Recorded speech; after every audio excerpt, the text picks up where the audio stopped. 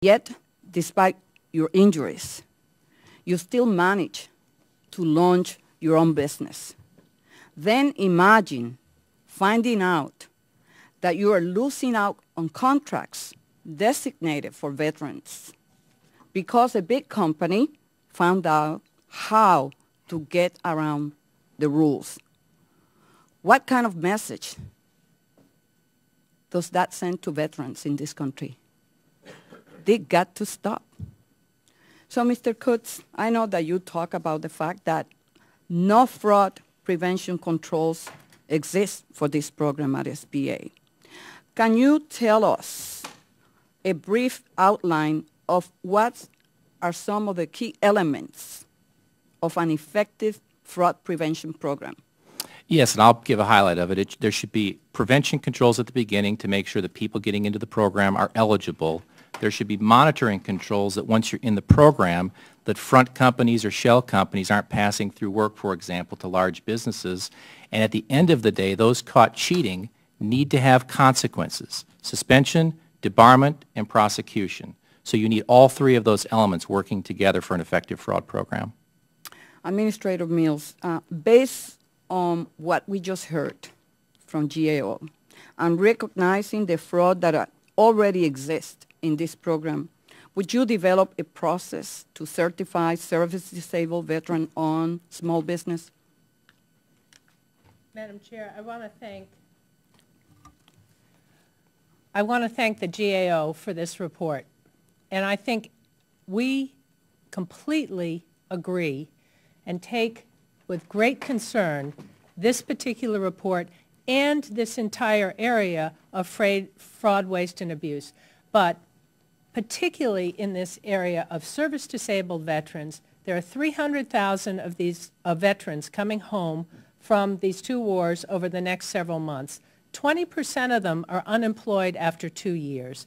These veterans over-index in entrepreneurship because they have Ms. great Mill, leadership. Yes.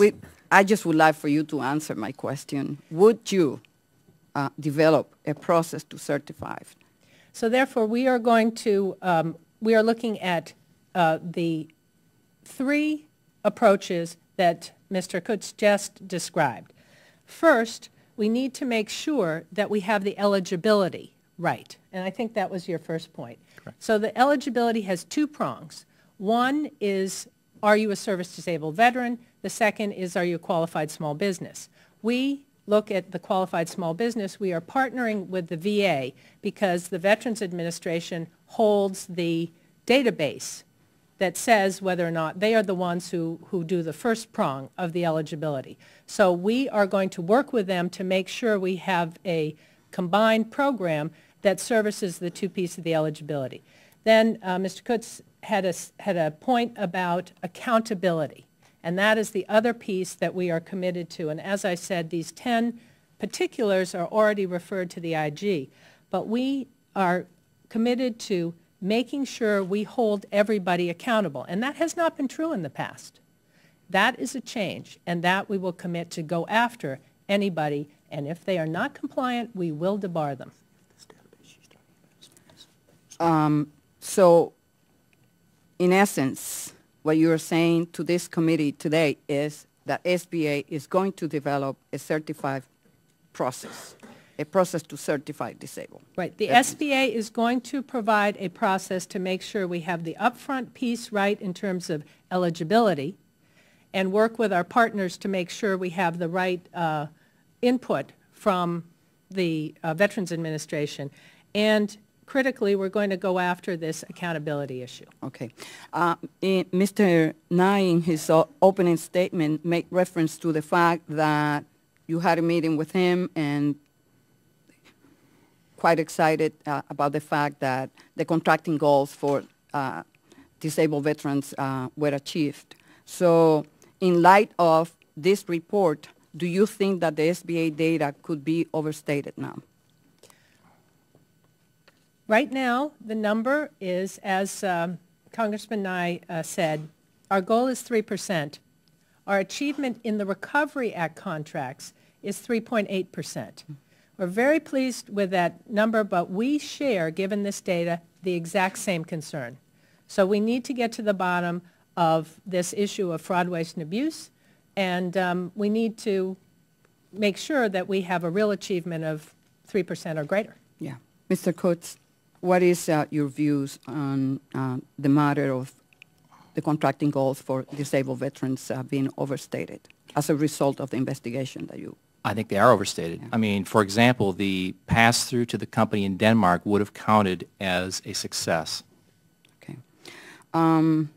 Ms. Mills, the economic downturn is hitting Iraq and Afghanistan veterans particularly hard. There is, as you mentioned, an unemployment rate of above 11%. And Congress never intended the SBA Service Disabled Veterans Program to award contracts to non-veterans companies who are less likely to hire veterans. Given how high the veteran unemployment rate is, why hasn't the agency done a better job to make sure these contracts actually go to veterans? So I just want to understand your question. In light of the report, and given the fact that job creation is a challenge for our economy, and given the fact that thousands of veterans are coming back from Iraq and Afghanistan, that there is a high unemployment rate, that you need to do a better job to make sure that the tool that we put in place, this committee, the Congress, to address the issue of entrepreneurship among veterans coming back from Iraq and Afghanistan is achieved. This report reflects quite poorly in terms of making sure that those contracts that are awarded really go to the people that were intended to. On the service-disabled veteran contract piece, as I said, this is a very important and helpful report. But you're exactly right. This result is unacceptable. We have to make sure that the eligibility, that people are eligible, and that we hold them accountable if they're not. In addition, we actually have a number of other programs specifically for service-disabled veterans. One I want to highlight that we announced last week is that we are funding an expansion in our entrepreneurial area of a boot camp for these service-disabled veterans. And it is built on a model that was done at Syracuse, an extraordinary program. We're expanding it to Florida State, to the University of Connecticut, to Purdue, to Texas A&M, and UCLA in the next year. And one of the things I think we'll be able to do with these boot camps and the veterans that we're working with is make sure they get into this pipeline of contracts and also of access to capital that we have in our other operations. Madam Chairman, could I comment on that real briefly? Sure. I think one of the issues I think you were getting at here is that these veteran firms are not getting the business. They're passing the work through to either international corporations or large businesses who are not going to hire veterans.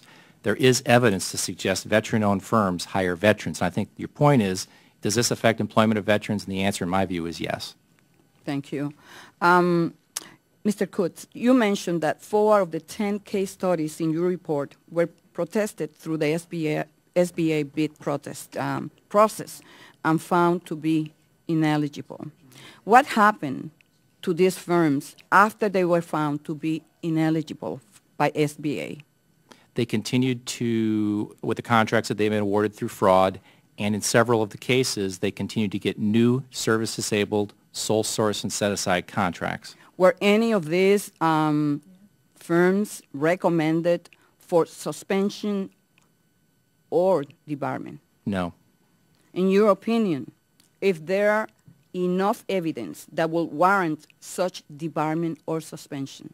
Certainly suspension, so the bar is much lower for suspension. Debarment is in a very lengthy process and requires a lot of due diligence and due process. Suspension, yeah, if SBA themselves determined that someone was eligible, one could assume that there was a chance they could suspend them at least for a period of time, and the point is to protect the rest of the government from the fraudsters.